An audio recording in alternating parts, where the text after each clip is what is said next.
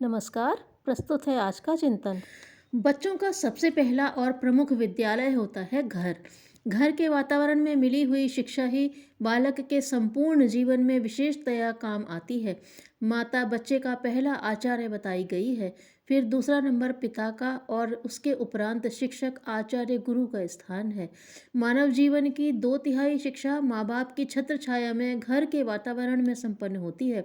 घर के वातावरण की उपयुक्तता श्रेष्ठता पर ही बच्चों के जीवन की उत्कृष्टता निर्भर करती है और जीवन की उत्कृष्टता शाब्दिक अक्षरीय ज्ञान पर नहीं वरन जीवन जीने के अच्छे तरीके पर है।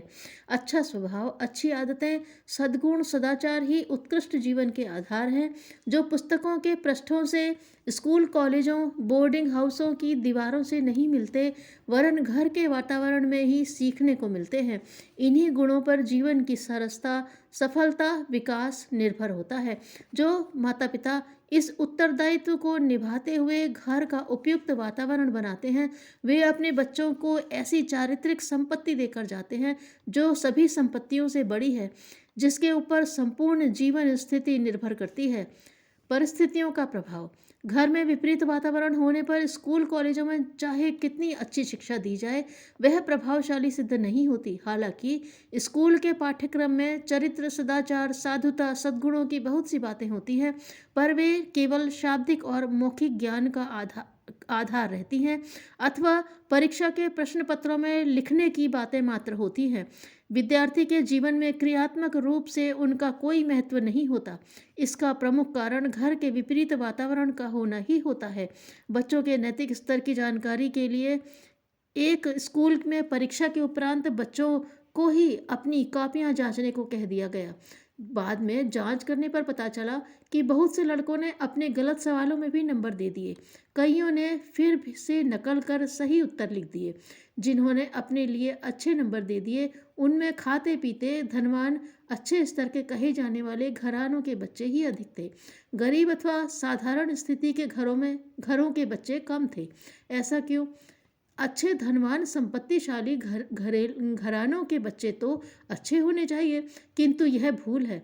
ऐसे घरों में प्रायः बड़प्पन, सफेद पोशी, चातुर्य की आड़ में सदाचार, नैतिकता, सद्गुणों पर केवल ऊपरी मौखिक निष्ठा होती है। बाह्य सफलता प्राप्त करना इनका लक्ष्य होता है। जरूरत पड़ने पर वे सरलता से जीवन के नैतिक तत्वों का बलिदान कर देते हैं। धन, पद, प्रतिष्ठा, साधन सामग्री आदि जैसे उपलब्ध हो सके, वैसा ही वे लोग आचरण करते हैं।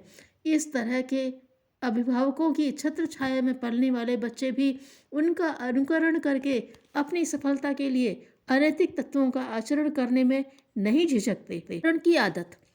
जिन घरों में तनातनी, लड़ाई झगड़े, कलह, अशांति रहती है, वहाँ बच्चों पर इसका बहुत बुरा प्रभाव पड़ता है। जो माता पिता बच्चों के श्रद्धा, स्नेह के केंद्र होते हैं, उन्हें बच्चे जब परस्पर लड़ते झगड़ते, तू मैं करते, एक दूसरे को बुरा कहते देखते हैं, तो बच्चों के कोमल हृदय पर इसका बहुत बुरा प्रभाव पड़ता है। उन बच्चों में माँ बाप के प्रति तुच्छता, अनादर, संकीर्णता के भाव पैदा हो जाते हैं, जो आगे चलकर उनके स्वभाव और व्यक्तित्व के अंग बन जाते हैं। अतः कभी भूलकर भी बच्चों के सामने माता पिता को अपनी तकरार, लड़ाई झगड़े की बात प्रकट नहीं होने देनी चाहिए। बच्चे सर्वत्र अपने माँ बाप, भाई, रिश्तेदार, पड़ोसी सभी से प्यार और दुलार पाने की भावना रखते हैं। इसके विपरीत लड़ाई झगड़े, क्लेश, अशांति से बच्चों के कोमल मानस पर आघात पहुंचता है। अनुचित लाड़ प्यार। कई माता पिता अपने बच्चों को गलत आदतें, तोड़ फोड़, सामान को बिखेरने, नुकसान करने आदि पर लाड़ प्यार बस कोई ध्यान नहीं देते, वरन स्वयं उन्हें फिर से जुटा देते हैं। कोई चीज़ नष्ट हो जाने पर फिर उसे खरीद कर ला देते हैं। इस अनावश्यक उदारता और स्नेह ममता का दूषित प्रभाव बच्चों में कई बुराइयां पैदा कर देता है। बच्चे इन गलत आदतों के अभ्यस्त हो जाते हैं, जो जीवन भर उनसे गलतियां और असावधानियां कराती हैं। सामान देना अथवा कोई काम खुद कर लेना इतना महत्वपूर्ण नहीं, जितना अपने बच्चों में सजगता, चातुर्य, सदाचार, अच्छी आदतें पैदा करना। वस्तुतः माता पिता के लिए यही कसौटी का आधार है। जो चीज़ें बच्चे ने तोड़ी हैं, उसका अभाव कुछ दिन बना रहने दीजिए ताकि वह अपनी भूल से उत्पन्न कठिनाई पर विचार कर सके। बच्चों को किसी बात से रोकने अथवा उन्हें डराने धमकाने या कुतूहल पैदा करने के लिए भूत, चुड़ैल, हवा आदि का डर दिखाना उसकी क्षमता, साहस, शक्ति को कुंठित करता है। साथ भी भय की प्रबल भावना पैदा करता है जो जीवन भर उसका साथ नहीं छोड़ती, और यही भय की भावना उन्हें जीवन के किसी भी महत्वपूर्ण काम में हाथ नहीं डालने देती। ऐसे बच्चे बड़े होकर भी छोटी छोटी बातों से भयभीत हो उठते हैं। इसका कारण बाह्य वातावरण नहीं अपितु बच्चों में घर की पैदा की हुई भय की भावना ही होती है। घर में भूत, चुड़ैल आदि के भय की भावना ही होती है। घर में भूत, चुड़ैल आदि के भय की मान्यता रखना, इनमें विश्वास रखकर तरह तरह के उपचार करना भी बच्चों में तत्संबंधी भय की नींव डाल देता है। घर में किसी भी तरह के भय का वातावरण होना बुरा है। व्यक्तित्व की प्रतिच्छाया, उदारता, प्रेम, आत्मीयता, बंधुत्व आदि की अनुकूल प्रतिकूल भावनाओं का अंकुर बच्चों के प्रारंभिक जीवन में ही उग जाता है। जिन बच्चों को माँ बाप का पर्याप्त प्यार दुलार मिलता है, जिन पर अभिभावकों की छत्र छाया बनी रहती है, जो माँ बाप बच्चों के जीवन में दिलचस्पी प्रकट करते हैं, उनके बच्चे मानसिक विकास प्राप्त करते हैं। उनका जीवन भी उन्हीं गुणों से ओतप्रोत हो जाता है जिनमें वे पलते हैं। माता पिता के व्यवहार आचरण से ही बच्चों का जीवन बनता है। साहस, निर्भीकता, आत्मगौरव की भावना बचपन में घर के वातावरण से ही पनपती है। माता पिता के व्यसन आदतों का अनुकरण बच्चे सबसे पहले करते हैं।